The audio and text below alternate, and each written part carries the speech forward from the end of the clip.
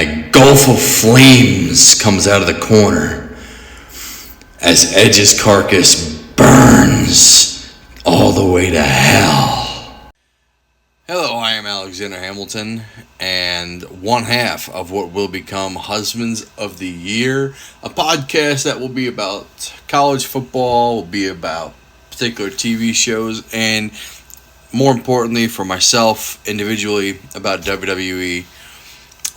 Today is the very first episode, and I want to kick it off by talking about Summerslam. Summerslam is right around the corner, and I want to go over one of my favorite SummerSlams of all time, SummerSlam 2008.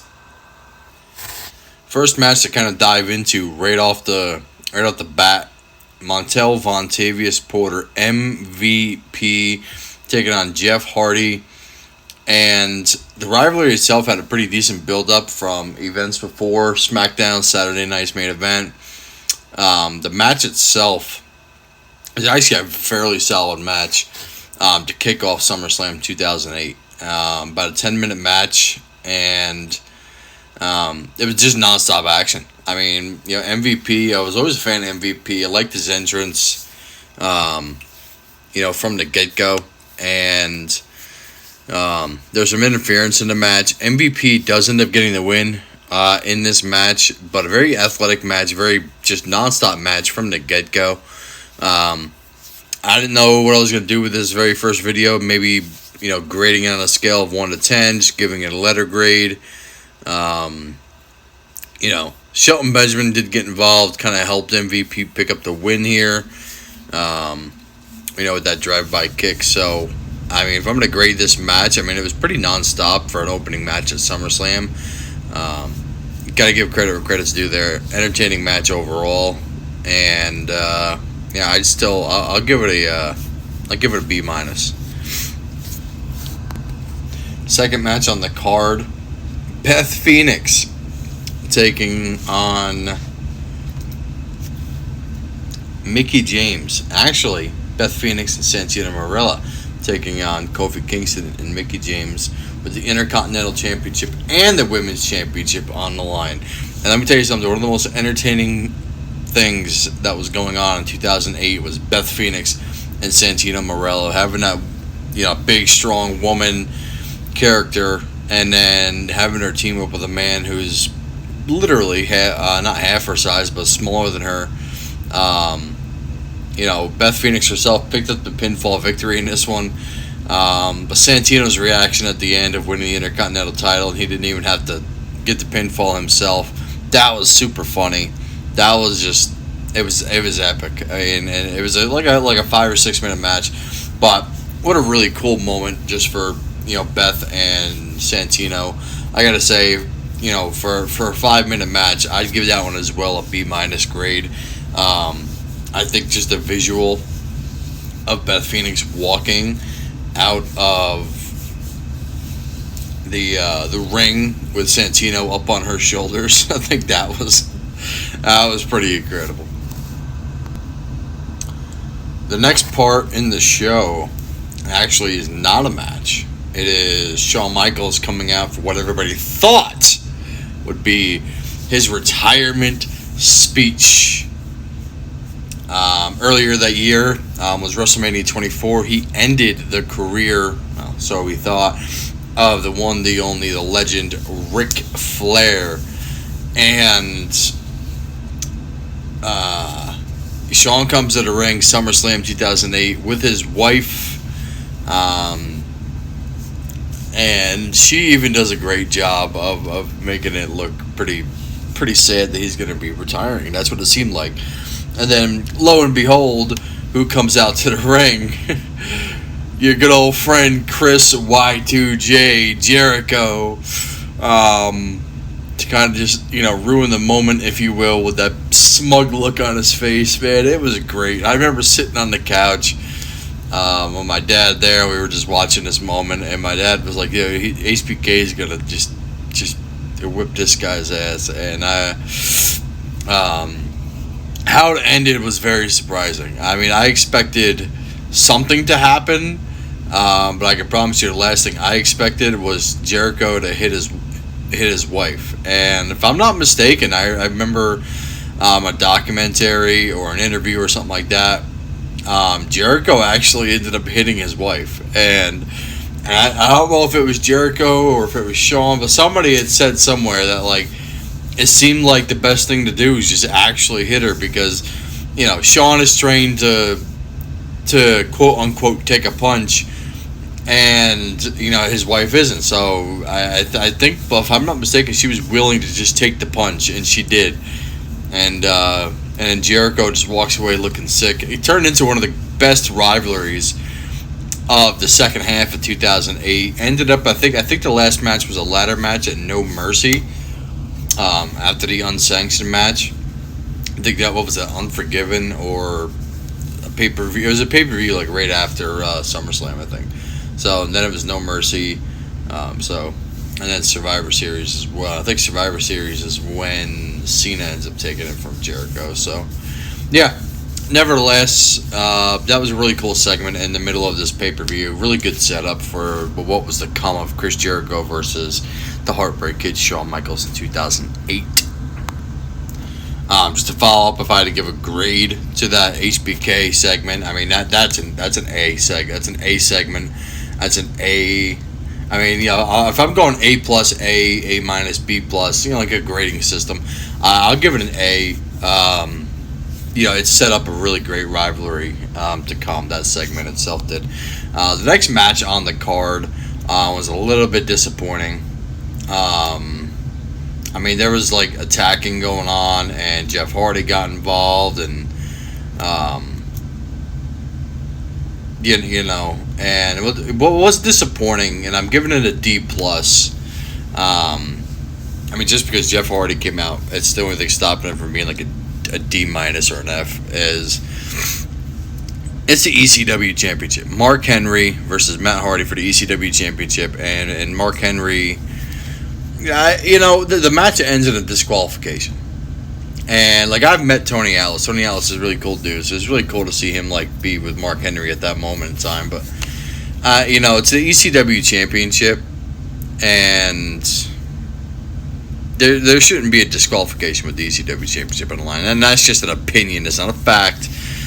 It's just my humble opinion. If the ECW Championship is going to be on the line, at the least it should just always be a no DQ match. You don't want to have extreme rules. You don't want to have tables every time. You don't want to have chairs every time. You don't want to have ladders and fire and like the old 90s ECW. Fine, but at the least you can't have somebody lose by disqualification when it's the ECW Championship. That just seems a bit much. CM Punk versus JBL, my opinion, a very underrated match. I'll kick it off with the grading system on this one. I'm honestly going to give this one, it seems like it's like the third time giving it out, but I feel like for a CM Punk, what CM Punk and JBL could do, I give it a B minus. For a match to get up into the A minus, A plus, like that range for me, there'd have to be some length to the match and a lot of great storytelling as well. Like an example would be like some of these bloodline matches going on in the spring and summer of 2023. So, but I'm grading it based on what the match itself was. I'm not necessarily comparing it to like all other WWE matches ever. So I'm just saying, for what CM Punk could do and what JBL could do in a match, I think that match is deserving of a B plus, or no, B minus. Sorry, B minus. I think a C is too bad, because like they did tell a good story in the match, but it was a short match because it was a JBL match. So, plain and simple. So the next one on the docket, the fact that this match lasted 10 minutes, I think it deserves a lot. Triple H versus the Great Khali. Come on. Triple H at this time was ripped. It was jacked. He He was the WWE champion, and I don't know what they were trying to do with the Great Khali, give him like one last little push, if you will. And I'm not trying to be like political. I come at this as a fan, not as some kind of like outside speculator or some kind of like. I'm not here to do any spoilers and stuff like that. I'm here as just a fan, like talking about matches and what I loved and what I enjoyed. And not for nothing, the story build up. I don't know if anybody remembers on SmackDown. It was like a week or two before. But they actually had an arm wrestling contest, and with like glass on each side of it. And I was really hoping that one of them was going to win. And I was really disappointed that one of them didn't. And I felt like in my mind I should have known better. But so the match itself, for Great Khali versus Triple H, I gotta say it was probably one of the better matches that the Great Khali ever had, and Triple H, and again just as from a fan's standpoint, Triple H sold a lot of his moves incredibly. I gotta give credit where credit's due to Triple H on that. I mean, there's no doubt that Triple H did a great job of selling some of these moments where he's like got the hand locked on like his shoulder, and man, just a decent match for the Great Khali versus Triple H. I mean, you don't expect a 5-star classic. Again, I'm going right into B-. I feel like I'm just going B-, B-, B-, but I don't know really what else to give this match. I mean, a lot of people will probably say, "Oh, this is a D match or a C- match," and again, I'm not trying to grade this match and compare it to like Triple H versus The Undertaker at WrestleMania. I'm trying to I put this in the perspective of what can the Great Khali do, what can Triple H do, and what can they do together in a ring. And then the story build up to it. They actually had a halfway decent story considering the circumstances of Great Khali and Triple H being, as complete opposites as possible. But for the WWE Championship to be on the line, I personally thought it was a decent match for 10 minutes. Yeah. I think it was a B- match for what they could do. So yeah, going into the next match, the first thing I'll say about the next match is this next match could have been an A graded match, but it was short. Now, to be clear, when I say that this match was short, it was the second longest match on the card. It was about almost 14 minutes long. Like 13 and a half or something like that. It was an action-packed match. And if anybody saw SummerSlam 2008, you know what match I'm talking about. Batista versus John Cena. It was rumored that they were supposed to face off at WrestleMania 25. However, Batista was injured at the time. So whether that rumor is true or not, who knows? However, the match did happen at SummerSlam. And then a following rematch ended up happening at WrestleMania 26, I believe. Yeah. And so Batista ends up winning this match. And, not for nothing, they had an opportunity for him to win at a better time than he did. The story build up to this match was a little bit lackluster. I feel like it could have been better. You're talking about two of the greatest stars of all time in that era at that time, right? You're talking about, and I'm not comparing either one of these guys to Stone Cold and The Rock, but of the late 90s, 99 to 2001, it was Stone Cold Rock, Stone Cold Rock, Stone Cold Rock. Well, during 2008, from 2006 to 2009, basically, it was John Cena, Batista, John Cena, Batista, John Cena, Batista. So, the build up to this match, I think, should have been a little bit better, and I think they should have been given a good 20, 25 minutes. And again, it was a pretty action packed match, but it was also a match just full of slowing down for submissions and then picking back up for like the big moves, the 5 moves of doom, if you will. How the match finished itself was really awesome. With Batista, was in the STFU for, it felt like half the match. But it wasn't. I mean, it was like right towards the end, and the actual finish of the match where he catches Cena. Batista catches Cena in they call it a power bomb, but reality is the Batista bomb. I don't know why they kept calling it a power bomb, but they called it a power bomb over and over and over again. I mean, and on technicality, it is. However, it was Batista bomb's move. He catches him off the top rope into a sit-down power bomb, which is what the Batista bomb is. And I'm not really sure as to why that wasn't the ending. Right before that, Batista catches him with a good spear. Cena kicks out, and then Cena hits him with an attitude adjustment. I'm not sure if it was the FU yet, but no, it was definitely.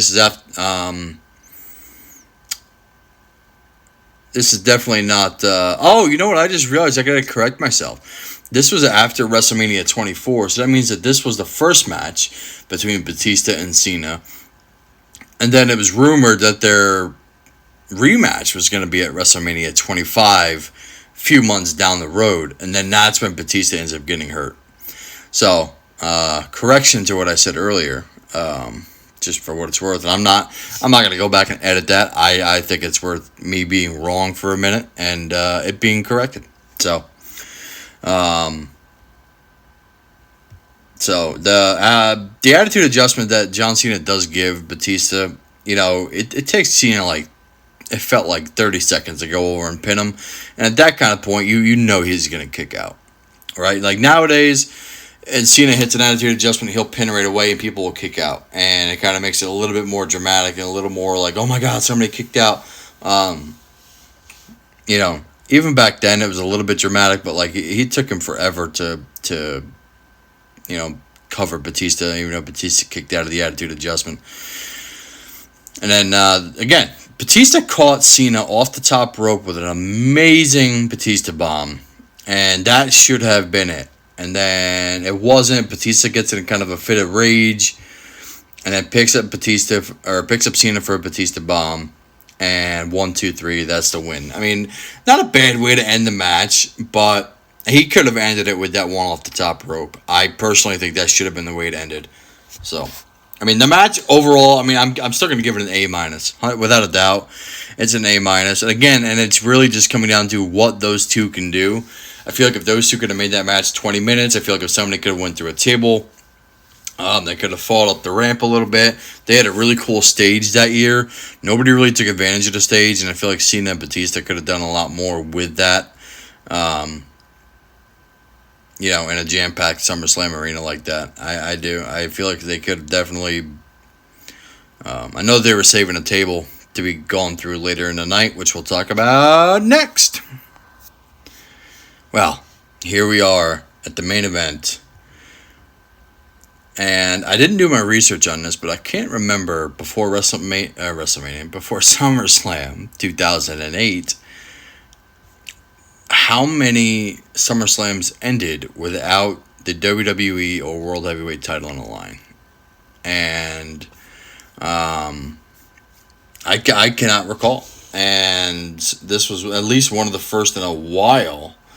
I know Shawn Michaels versus Hulk Hogan was not for the title, but that was still even a few years earlier. The year before, I think it was John Cena. I think it was John Cena and Orton the year before. Even before that, it was Edge and Cena. So, I mean, the point being, the title usually ends the match. And this year it didn't, in 2008. It was Undertaker versus Edge in Hell in a Cell. So, I mean, the rivalry between Undertaker and Edge is an A. I mean, there's no point about that. This match is given an A, best match of the night, without even remote hesitation. Zero hesitation for this being the best match of the night. The story build up, and the story build up started. It kind of started before even WrestleMania. It started a few months before WrestleMania, but it culminated on the grandest stage of them all, WrestleMania 24, Orlando, Florida. And what a great main event that was for the World Heavyweight Championship at WrestleMania 24. It really, really, truly was. And there was a lot of great spots in this match, in this Hell in a Cell match, and I think it gets put humbly into the top, I'd say almost even top 5 Hell in a Cell matches of all time, right? And people automatically put the first one with Shawn Michaels and then the Mankind one in the top 5, almost as just being iconic. It's like, okay, fine. But as far as like a long, lengthy, but also with good necessary spots match, Edge versus The Undertaker, it's a great Hell in a Cell match. I mean, Edge spears Taker out of the cell. They're using the cameras to hit each other. That's a callback to the last Hell in a Cell match. Edge spearing Taker through one of the announce tables after running from another one. Inside the cell itself, having the ladder in there, using the steel steps. And one of my favorite moments of the entire match comes when Edge gets up on the top rope and gets choke slammed through not one, but 2 tables on the outside of the ring. You heard that right. Outside the ring, but inside the cell. So, and The Undertaker, basically has to go out there and drag this guy's carcass into the ring. And basically go to end the match. And then Edge kicks out. And then Taker says, now you're going to get a taste of your own medicine, basically. And then Taker decides to use a camera. And they hit him in the head with the camera. Gets a chair, beats the hell out of him with a chair, and then ends the match. And it's like, oh, all right, well, guess what, guys? The match is over. But wait, there's more. And one of the most eerie endings to any pay-per-view, let alone a SummerSlam, The Undertaker brings Edge up a ladder, and himself, Taker, up a ladder, and chokeslams Edge off of the ladder through the ring with this eerie, dead man-like special effects, if you will. Basically from his entrance video, actually.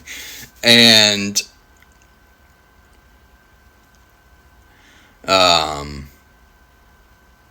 the whole arena goes blue for The Undertaker, and then The Undertaker gets over into the corner of the ring, and usually he'll drop down on one knee, put his hand up, roll his eyes in the back of his head, but on this special occasion, he dropped to both knees, put out both hands, and a gulf of flames comes out of the corner as Edge's carcass burns all the way to hell.